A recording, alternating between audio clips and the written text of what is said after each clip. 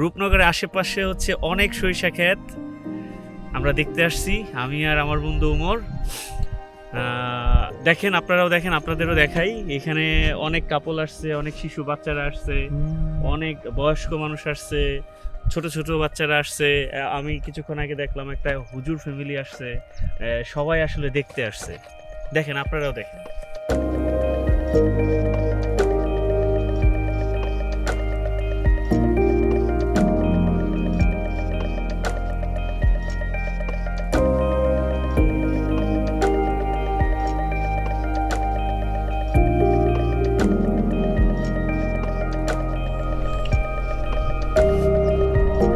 হ্যাঁ, এটা তো ভাঙ্গা পড়ার।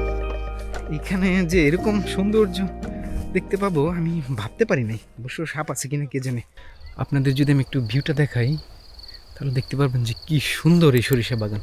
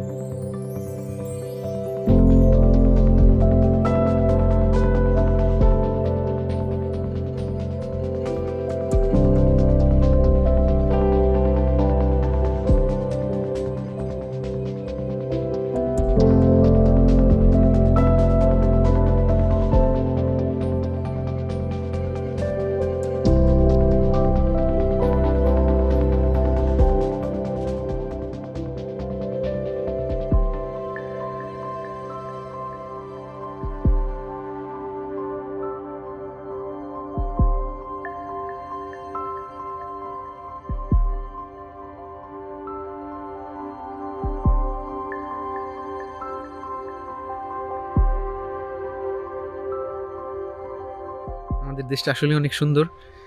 আমার বন্ধু রেডি হচ্ছে, আমরা অনেকটা সময় এখানে ছবি ফটোশুট নিলাম, ড্রোন উড়ালাম। তোমার কিছু বলার থাকলে বলো। পরিবেশটা অনেক সুন্দর এই জায়গায়, অনেক মানুষ আসতেছে, কিন্তু আমার টেনশন হচ্ছে একটা বিষয় নিয়ে। এখানে যে পরিমাণ মানুষ আসতেছে, এইভাবে যদি মানুষের আস্তে আস্তে আরও বাড়তে থাকে, আশেপাশে না যেন সমস্যা তৈরি হয়। বিশেষ করে যারা অনেকে দেখতেছি বাচ্চা টাচ্চা নিয়ে ক্ষেতের ভিতরে ঢুকে যাচ্ছে, সরিষা ফুলের সমস্যা হচ্ছে। তো আমরা সবসময় বলি যে সরিষা ক্ষেত দেখেন পাশ থেকে দাঁড়ায়, ভেতরে ক্ষেতের ভিতরে ঢোকার কোনো দরকার নাই। তো আশেপাশে পরিবেশটা বেশ ভালো, গ্রাম্য একটা পরিবেশ। আর শীত হওয়ার কারণে একটা শীতল অনুভূতি আছে এই জায়গায়। আসবেন আসবেন। ওকে, বাই।